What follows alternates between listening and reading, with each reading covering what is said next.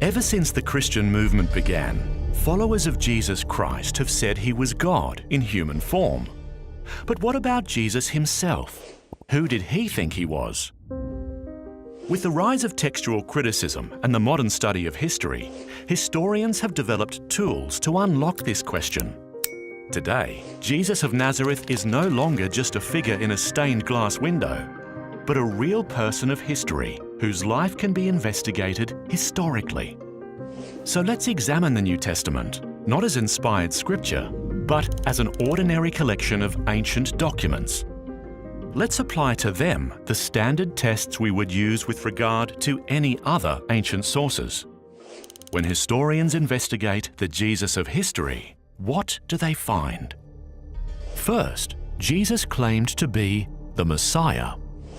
The Jews of Jesus' day were waiting for a promised Messiah, a descendant of King David, a warrior king who would bring military victory and spiritual renewal to Israel. They were familiar with the prophet Zechariah's ancient words. "Shout aloud, O daughter of Jerusalem, behold, your king is coming to you. Righteous and having salvation is he, humble and mounted on a donkey." Jesus' triumphal entry into Jerusalem on the back of a donkey, the final week of his life, is attested in independent sources, one of the most important criteria for the historicity of an event. In doing this, Jesus was deliberately and provocatively claiming that he was the promised Messiah, the King of Israel. Moreover, the plaque nailed to Jesus' cross stated the charge against him, in mockery of his messianic claims. The fact that later Christians did not use this derisive title for Jesus underscores its authenticity. For first-century Jews, the word Messiah was packed full of meaning. By assuming this title, Jesus was claiming all of this for himself. Jesus also claimed to be the Son of God. Jesus' consciousness of being God's Son in a unique sense comes to expression in his parable of the vineyard. This parable matches Jesus' teaching style and employs Jewish motifs typical of his day, such as Israel as a vineyard, God as a father, the religious leaders of that time as tenants, and God's prophets as servants sent to the tenants. Once there was a man who planted a vineyard. Before leaving the country, he leased it to tenants.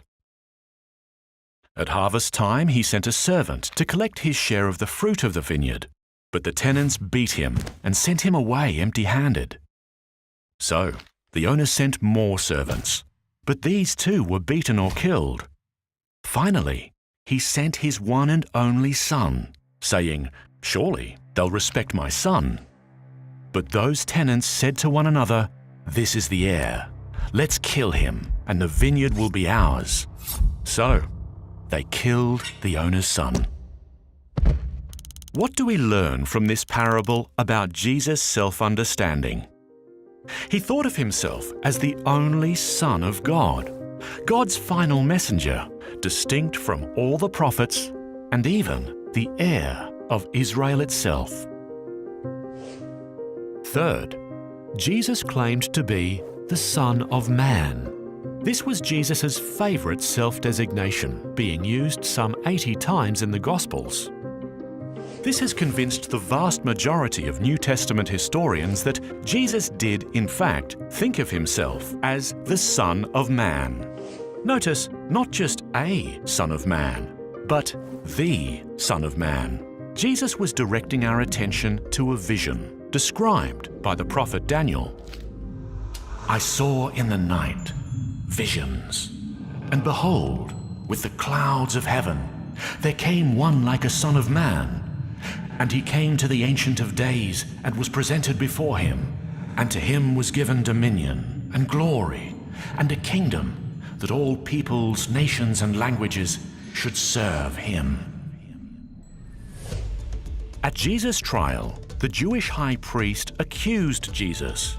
"Are you the Messiah, the Son of God?"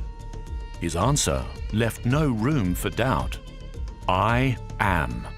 and you will see the Son of Man seated at the right hand of power and coming with the clouds of heaven." By applying all three of these titles to himself, Jesus was claiming in no uncertain terms that he was the very God his accusers worshipped. It's no surprise the Jewish court charged him with blasphemy and condemned him to death. But that's not all.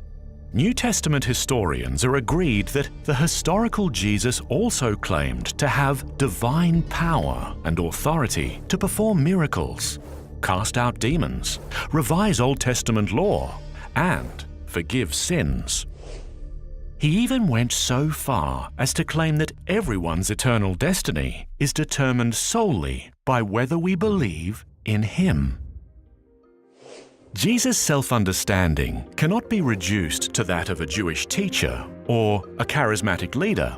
No.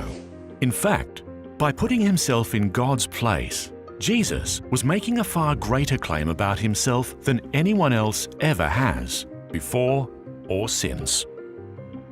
So the question Jesus asked his disciples confronts each of us as well. Who do you say that I am?